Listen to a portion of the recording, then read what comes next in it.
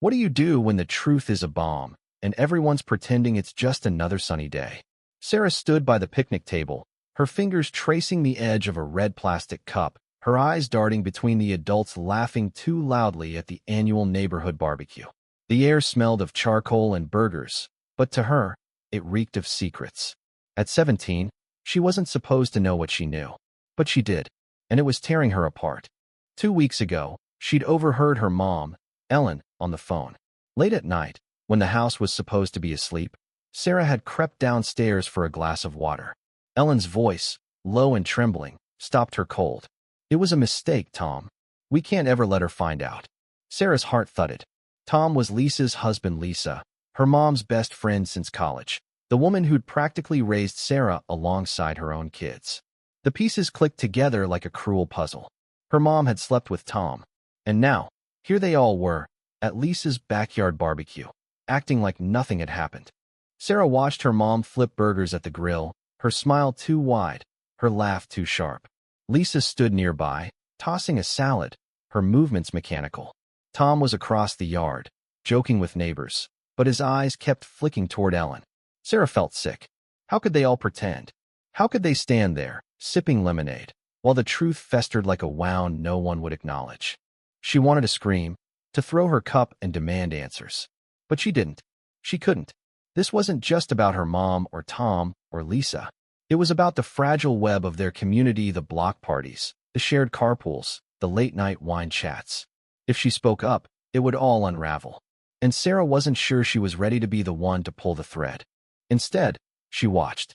She noticed the way Lisa's hand shook when she passed Tom a plate.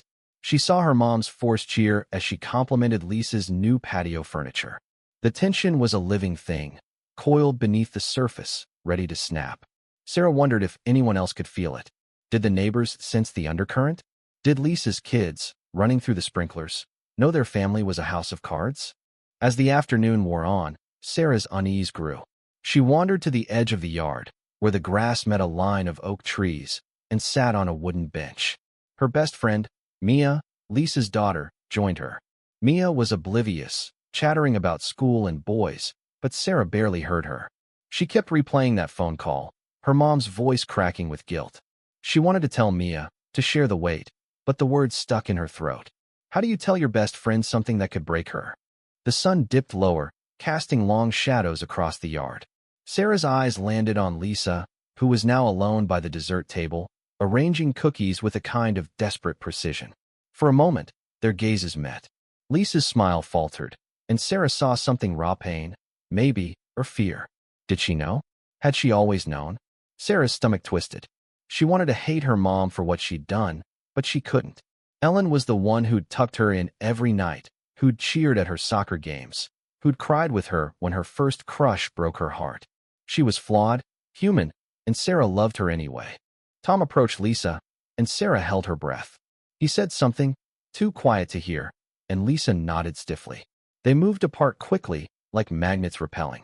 Sarah's heart ached for them all, for Lisa, carrying an unspoken wound, for Tom, trapped in his own guilt, for her mom, drowning in regret, and for herself, caught in the middle, knowing too much and powerless to fix it. As the barbecue wound down, Sarah made a decision. She couldn't undo what had happened, but zebrafish, she could choose how to carry it. She walked over to her mom, who was packing up the cooler. "Need help?" Sarah asked, her voice softer than she'd expected. Ellen looked surprised, then grateful. They worked in silence, the weight of the unspoken heavy between them.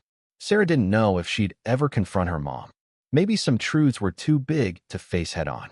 But she could be there, in the mess of it all, holding space for the love that still remained. The sun set, and the neighbors drifted home. Lisa hugged Ellen goodbye, her arms lingering a moment too long. Tom waved from the porch, his smile strained. Sarah watched them, her heart heavy but resolute. Life was messy, people were flawed, and sometimes love meant staying quiet, not to pretend, but to protect what was left. As she followed her mom to the car, Sarah realized she wasn't just carrying a secret. She was carrying hope that, somehow, they'd all find a way to heal.